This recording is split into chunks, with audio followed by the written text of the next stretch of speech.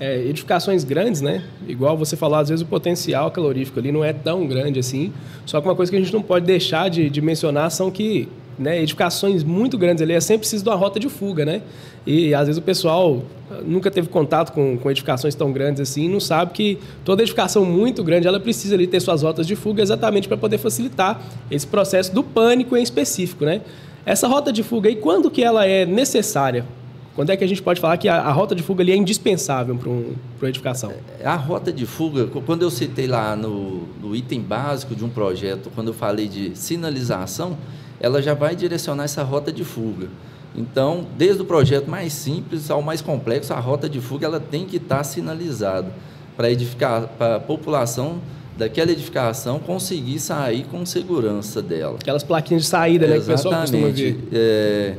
E aí, lógico que quanto maior a edificação, mais complexa é aquela saída. E na IT-08, ela fala lá o distanciamento máximo que uma pessoa tem que percorrer até sair daquela edificação com segurança também. Então, dependendo da edificação, se você não estiver atendendo aquele percurso, você tem que criar meios seguros para que as pessoas consigam ter segurança para sair.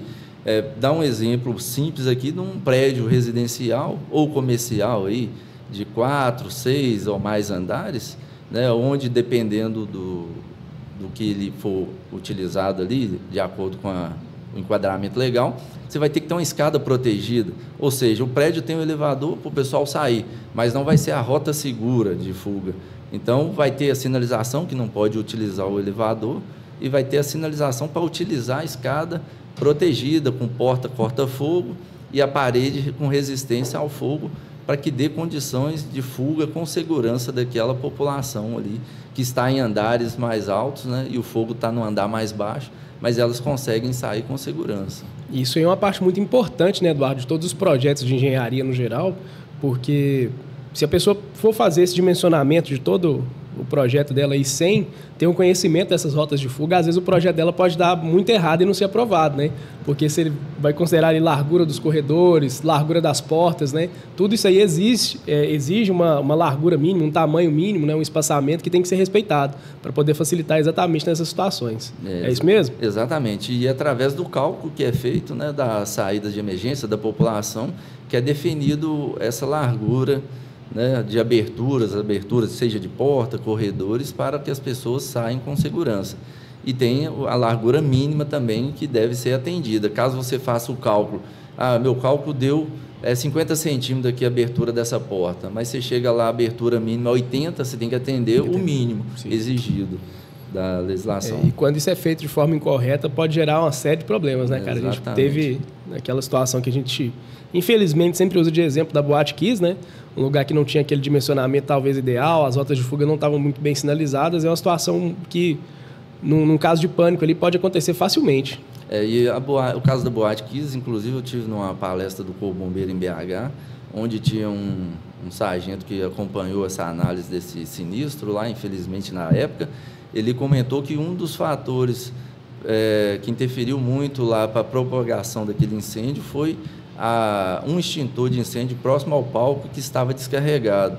E na investigação desse caso lá em especial, eles descobriram que esse extintor ele foi descarregado alguns dias antes daquele evento, devido a um aniversário de um funcionário, e aí descarregaram o extintor e colocou no local. Aí teve o evento, começou aquele princípio de incêndio, onde nas imagens lá que foi apresentado para nós nessa palestra, mostrou que tentaram utilizar o extintor lá, mas infelizmente ele não tinha carga para combater aquele princípio de incêndio. Aí, então, infelizmente, assim, né, a gente observa que não é só fazer o projeto, né? Não é só, o projetinho está pronto, o negocinho está todo ajeitado ali, mas tem que observar realmente a sua necessidade, entender que aquele projeto é algo estritamente necessário e ficar de olho ali nos extintores, né, em toda aquela situação ali, para ver se estão tudo funcionando corretamente. Exatamente. E se não tiver... E igual você comentou da rota de fuga, né? Pelo que a gente viu até em reportagem, parece que lá tinha rotas de fugas fechadas, né? Seguranças obstruindo as saídas, por questões de pagamentos, né? de consumação lá dentro. Foram vários fatores que culminaram ali naquela gravidade que tivemos lá naquela... Você falando do extintor lá, cara, existe inclusive um dimensionamento, né, e tipos de extintores para cada situação. Como é que funciona o dimensionamento desses extintores ali na edificação? Exatamente, é mais uma normativa aí que temos que seguir, que é a IT 16 do Corpo Bombeiro. Lá você vai classificar a sua edificação de acordo com o risco, né?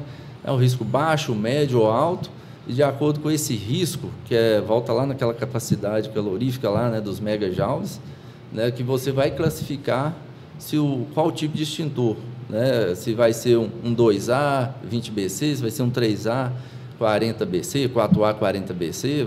Quanto maior o risco, maior a capacidade extintora que você vai ter que comprar do extintor. Às vezes o pessoal fica com a dúvida, você tem aqui no projeto 3A 40 BC, eu tenho que comprar de 4 quilos ou de 6 quilos, né? Isso não é relevante. O fato mais importante ali é a capacidade extintora. Se está no projeto 4A 40 BC, foi o que foi determinado pela norma. E aí tem o dimensionamento. Lá na IT 16 também cita a questão se ele vai cobrir um raio de 15 metros quadrados ou se vai ser de 10 metros quadrados, né? Vai depender também desse fator aí do extintor, qual que foi o grau de risco, né? Quanto maior o risco, você vai ter que dimensionar mais extintores, né, de acordo com o raio que ele vai cobrir.